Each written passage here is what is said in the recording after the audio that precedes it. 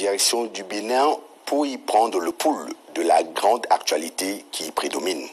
C'est à travers cet échange téléphonique que nous avons eu avec le notable Christophe Amoussou, le plénipotentiaire de Panafritude dans ce pays.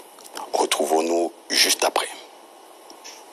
Notable Christophe Amoussou, bonsoir. Le premier tour de l'élection présidentielle aura lieu le 11 avril prochain. Dans quel état d'esprit les candidats préparent-ils cet événement politique majeur? Notable Louis-David Lobé, bonsoir. Et bonsoir à tous les notables autour du Grand Baobab.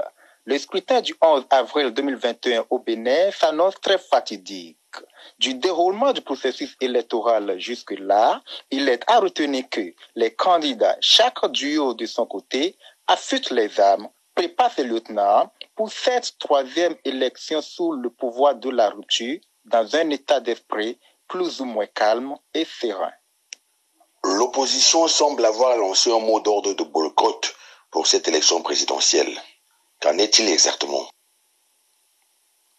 Depuis le démarrage du processus électoral pour le scrutin du 11 avril prochain au Bénin, les voix se sont levées du côté de l'opposition, dénonçant ainsi une confiscation des parrains, une des conditions à remplir pour être retenu dans le starting block.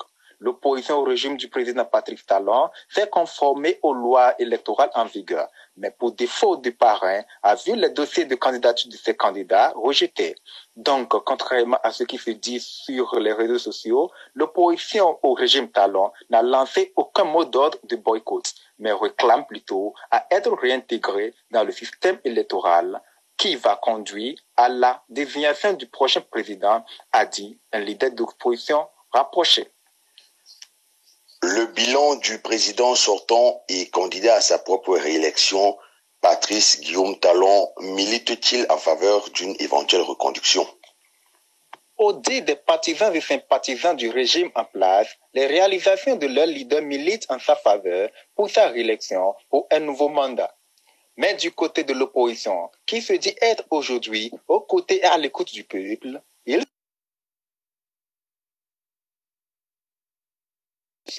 pour demander un second mandat.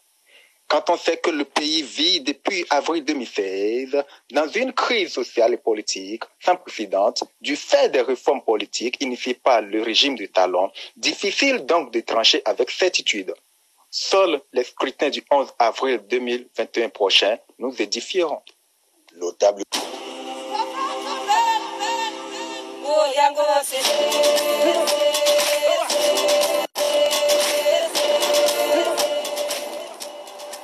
Et nous donnons toutes nos assurances à nos frères du Bénin. Une équipe de Vision 4 sera déployée dans ce pays pour couvrir cet événement capital pour la vie politique